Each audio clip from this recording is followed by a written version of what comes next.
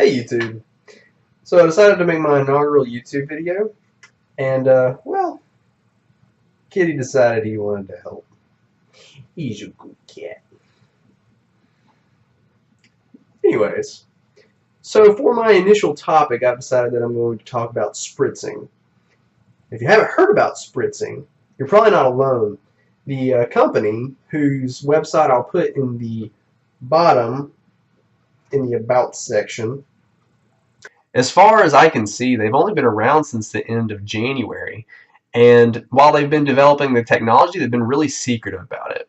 So they've only, in the recent couple of months, really started pushing for people to use their APIs in order to proliferate their technology throughout the world of textual media. So what spritzing actually does is it changes the way that people read. If you're an English speaker, which I kind of assume you are if you're watching this video, as you might not be able to understand me otherwise, you read from left to right. Now, the average person who's reading English reads at about 220 words a minute, and the way that people process textual media is by finding a particular letter within a word and attaching to it with their eyes. And so they take that information, and their brain processes the information, and then their brain moves their eyes to the next word. Now, that's a lot of eye movement. It's really inefficient, which is what the people who developed spritzing decided. So what they decided to do was give you all the words in one place. That way your eye doesn't have to move, and as an added benefit, they highlight the word, or they highlight the particular letter that your eye attaches to whenever it sees a particular word.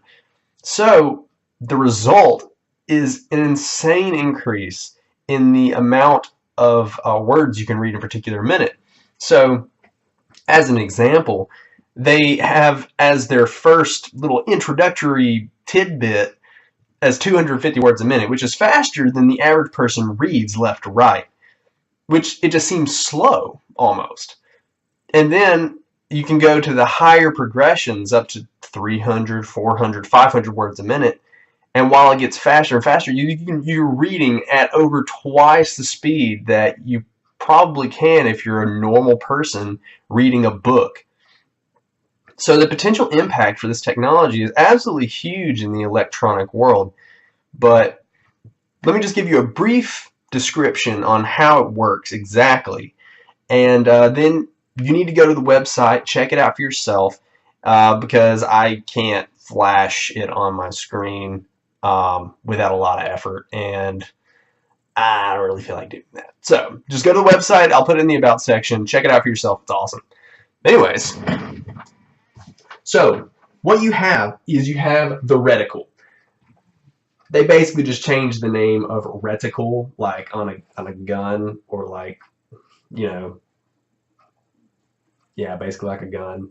So you have the red letter. So the red letter, reticle, that's the letter that your eye will attach to whenever you see the particular word. Now, what it'll do is it'll flash these words one after the other, after the other, after the other, and they'll do it extremely fast, but the red letter is always in the exact same spot. So all your brain has to do is find the red letter, and the brain basically does the rest of the work for you.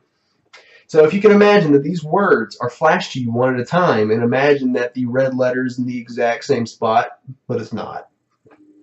So we have very reading much wow doge. See, now if spritzing was actually providing that to you, it would be a lot faster, because I mean, even if you just tried to read this, if I put all these words left to right, it would take a lot less time than for your brain to just go right down the list. It's really amazing. So what are the impacts this technology could have?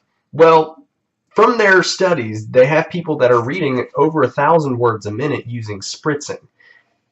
That is insane fast. That's like reading 1,000 pages in 10 hours fast, so they say.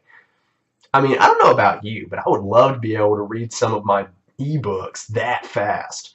That way I could actually read them all. I mean, in terms of email, in terms of text messaging, in terms of really any sort of textual media, this could be a game changer.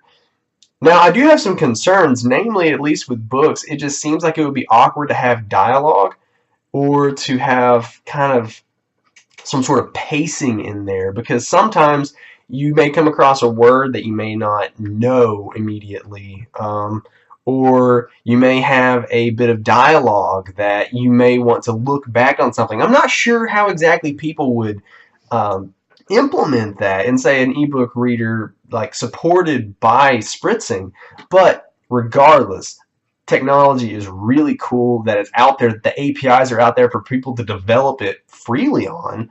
At least it might be free. I'm not exactly positive about that. I know you can sign up for the APIs and such. Regardless, technology is extremely cool, has a bright future ahead of it, I'm sure, and we can look forward to be spritzing in the future. So that's it for this video on spritzing. If you like the content, please leave a like, comment, or subscribe. You know, anything to validate my existence on the internet. Thanks for watching as far as you did, and stop back again next time.